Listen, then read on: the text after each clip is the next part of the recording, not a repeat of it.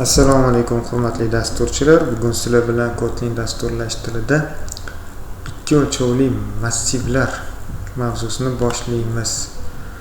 Buning uchun bizga kerak bo'ladi bitta yangi package ochamiz. Bu packageimizning nomini ikki o'lchovli massivlar deb nomlangan packageimizning ichiga yangi bitta Kotlin faylni ochamiz.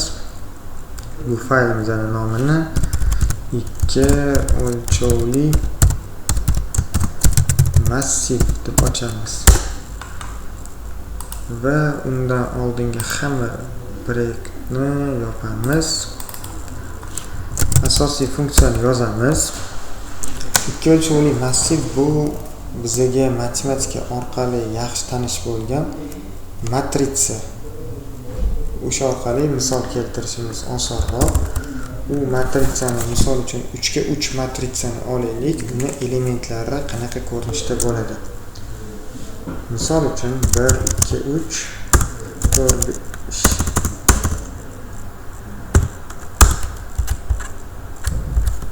4 5 6 7 8 9 deydigan bo'lsak, buni elementlari qanaqa ko'rinishda bo'ladi? Ya'ni bir sonini orqasida bu 2 ga 3 ga 3 matritsa bo'lgani uchun buni ikkita indeksi bo'ladi. I-chi indeksi hamda J-chi indeksi deymiz. Indekslarning tartib raqami 0 0, ya'ni 0 0 dan boshlanadi.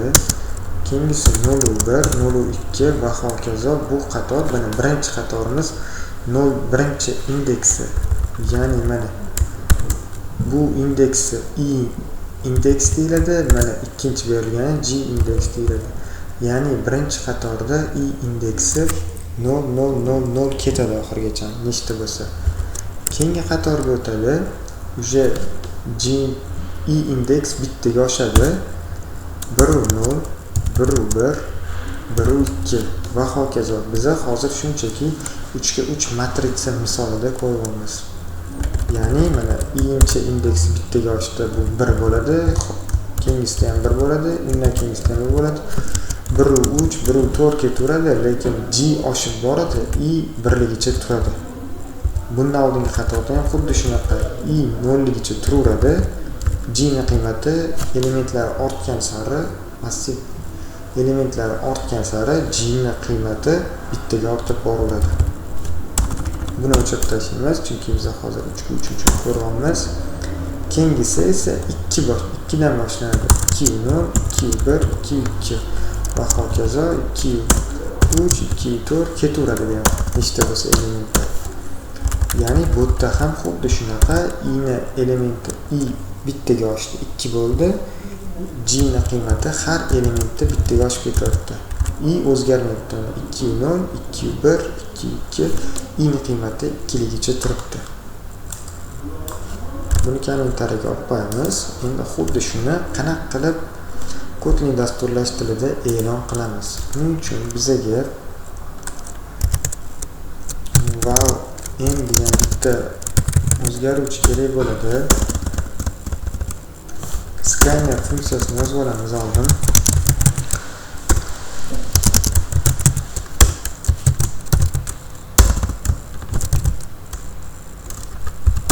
System.in massiv kvadrat matritsa uchun ko'ramiz. Print kvadrat matritsaning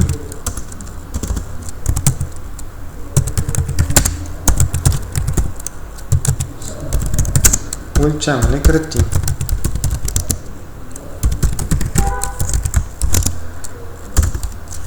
Val n scanner.nextInt kvadrat matritsani o'lchamini kiritamiz oldin. Endi massivni e'lon qilamiz. A massiv olamiz.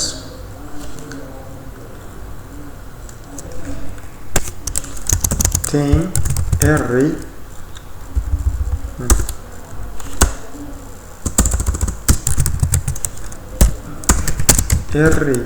n figurni qavs ochamiz. Int array n, ya'ni bu kvadrat matritsa. 2 o'lchamli matritsa uchun shunaqa ochiladi. hamda print n o'lchamli ikki o'lchamli, yaxshisi n o'lchamli deymizda, matrisaning elementlarini kiriting. Uning uchun bizga for sigle operatoridan ikkita kerak bo'ladi. Bittasi inchi elementi uchun ishlaydi. Figurni qavs ochamiz, yana bitta for sigle operatorini ochamiz. Bittasi jinchi element uchun ishlaydi. Hamda a, i va g elementlari uchun scanner.next kiritamiz. Endi uni chop etish qanaqa bo'ladi? Buni chop etish uchun esa bizga yana ikkita for sigle operatori kerak bo'ladi. Print deb yozamiz. Print ln siz kiritgan matrica elementlari for i indan 0 until n gacha,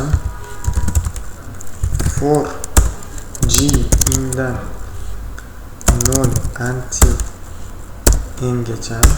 N gacha deyishimizga sabab bu kvadrat matrica hisoblanadi. Cout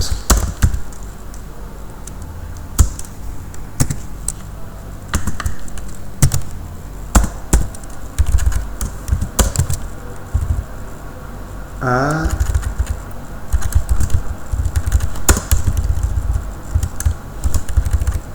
ni inchi hamda jinchi elementlari bitta joy tashlab bersam, bitta fordan chiqamiz, cout yozamiz. Ya'ni u bizga